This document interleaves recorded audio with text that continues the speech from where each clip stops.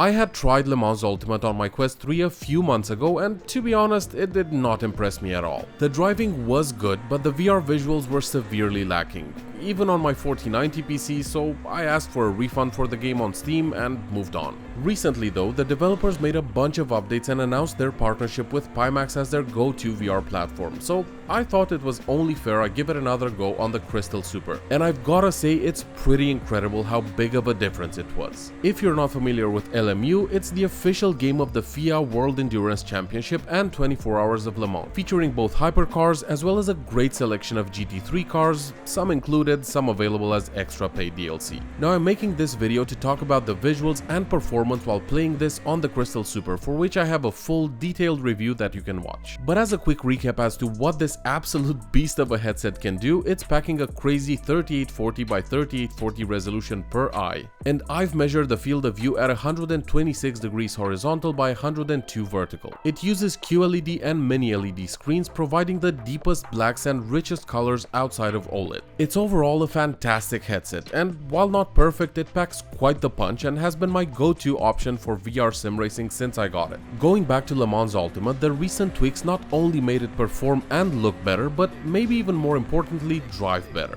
I'm using a direct drive Logitech G Pro wheel and pedals, and while True Force is not available here yet, the detail in the force feedback is some of the best I've experienced in any sim racing title. The cars feel weighty but precise, and you feel in control at all times. Now when it comes to the visuals, I wish I could say it was plug and play to get it looking and performing the way I wanted it to, but there was a bit of work involved. Initially there were quite a few jagged edges and it overall felt a little bit blurry. And even with my main PC, a 7950X 3D and RTX 4090 build, there was no chance I could just set everything to ultra and be done, or at least not at the crazy resolution of the Crystal Super. So on we embark on a journey to figure out how to get the best possible image while maintaining at least close to a stable 90 FPS. After testing for hours, what I ended up with was most settings on high with 4x MSAA, all while recording at 1440p 60 FPS for the footage you've been seeing throughout this video. I was using OpenXR, so unfortunately I couldn't use FPS VR to show you the performance, but it was hovering around 85 to 87 while recording, with very few dips in the low 80s.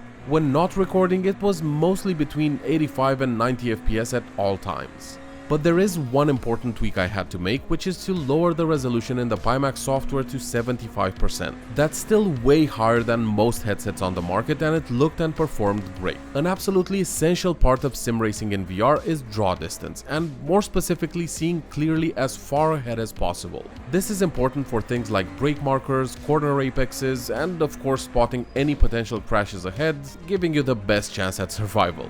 With the settings I mentioned before, not only was all that crystal clear, but the jagged edges were gone and I could finally enjoy LMU. Everything from the car interiors to mirrors and of course the track and opponents looked fantastic on the Crystal Super, and even with super sampling and hours of tweaking, I could not get it to look anywhere close to this on my Quest 3. And if you think I'm just a Pimax fanboy, well, you're absolutely right. These guys may not always get it perfect on the very first try, but they push VR technology further than almost every other company on the market. And the Crystal Super is the absolute pinnacle of all their work from the past few years. I've had no issues at all with software, visuals or comfort, which I've gotta admit was not always the case in the past. Now, would I like it to be a bit smaller? Sure. But that would almost guarantee some sacrifices in either clarity or field of view, but likely both.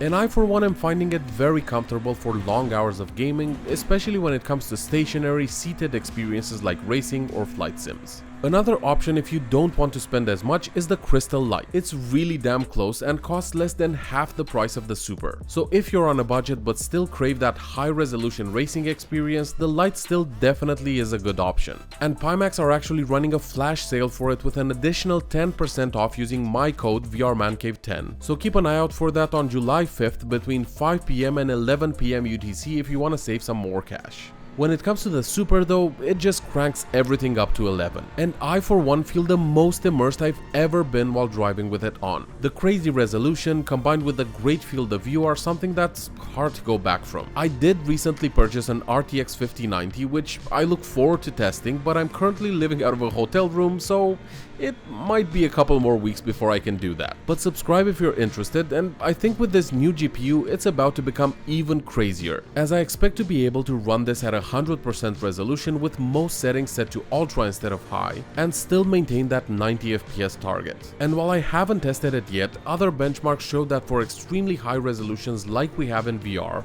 the 5090 can in some cases provide up to an 150% increase in performance over the 4090, which is just bonkers. For now, consider liking and subscribing if you've enjoyed this, and I'll leave you with some more Le Mans Ultimate gameplay in the Pimax Crystal Super. See you soon guys, cheers.